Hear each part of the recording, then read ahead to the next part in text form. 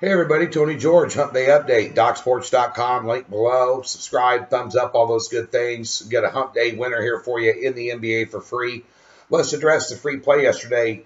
Guys, we put out Chicago plus 17.5. Didn't make a difference. They never got off the bus. They got their butt handed to them last night by a depleted Houston team that's resting everybody and not playing starters. Bad call on my part, but the line dropped 4 points.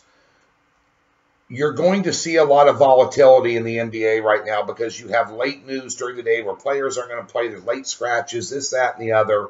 A lot of teams don't give a rat's ass right now. Other teams do. Some teams are last minute, decide they're going to give you bench players a lot of minutes in the game. Might even happen during the game. They want to take a look at some younger players for next year, blah, blah, blah. So line swings are going to happen. You handicap a game and put it out at a number. You're handicapping a number, not a game. Okay, when that number's off 4 points, that's huge. You don't bet it. Okay, so if you see it at 3 in the afternoon and I put out a play at -4 or +4, and now it's a pick 'em, don't get near it. You know, that's what happens. You're going to see 3 to 4 point line swings side and total. The rest of the way in a lot of these games till the season's over, till you get the playoffs. Just the way it's going to be. It's a fluid situation. It's constant move. I'm not making an excuse. I just told you. Chicago was a shitty call. Okay. Didn't win it. Got to bounce back today with a free play in the NBA, but those are the rules when it comes to free plays. They move more than a couple points. Stay away from it. These are half-unit plays max. They're free selections. These aren't premium selections.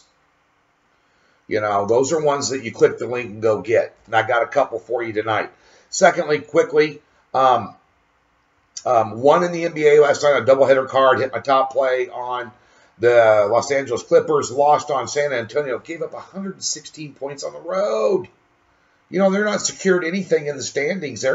That West race is tight. I thought they would show up and totally out of character for San Antonio last night. But it was just a small 2-unit bonus play.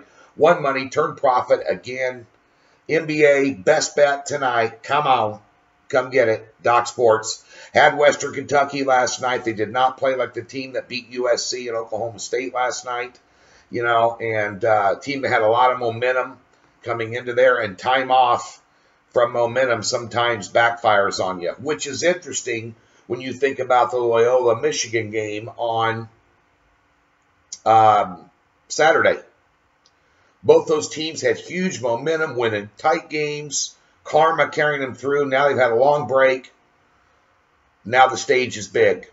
And it's going to be interesting to see in that game how either one of those teams responds. Who kept the karma and who didn't. That's a big intangible in that basketball game. Kansas, Nova, they've both been here before. They know what they're doing. They're ready to go. Experienced coaches, blah, blah, blah. But nonetheless, we'll get to that later.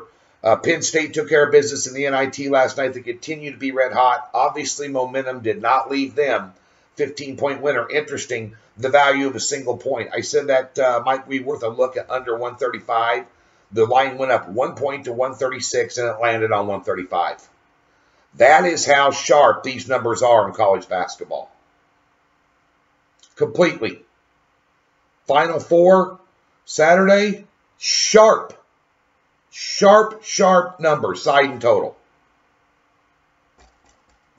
Telling you, the value of a point. And then we talked about something dropping 3 or 4 or 5 points. Yeah, a single point's a problem, let alone 4. So that being said, I can't help how the line moves after I put out plays at 9 in the morning on these free selections. So if it's the line's wacky when you get there, wherever you're going, calling your guy, whatever, then stay away from it. So that being said, NBA tonight, winner, NHL, underdog of the week, 5-1 run. He finally lost last night after 5 straight wins. Had the over in the Dallas game, over 5.5 that landed on 5. So his first loss is by a half a goal. A loss is a loss. Underdog of the week tonight, 4-unit play. Money line plus juice. Come on. NBA best bet. Come on. Passing college basketball. NIT championship tomorrow night. Penn State taking on Utah. I'll guarantee you, with Penn State, the way they played, they will be favored By how much is going to be interesting. Line's not out yet. Free play in the NBA today. Let's get to it. What are the Nets doing laying 1.5 on the road? Think about that a minute.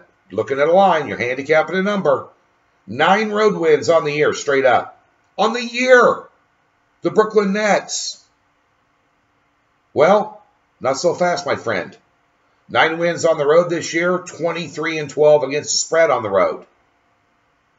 They play tight. They put up points. Orlando doesn't. They're the walking wounded.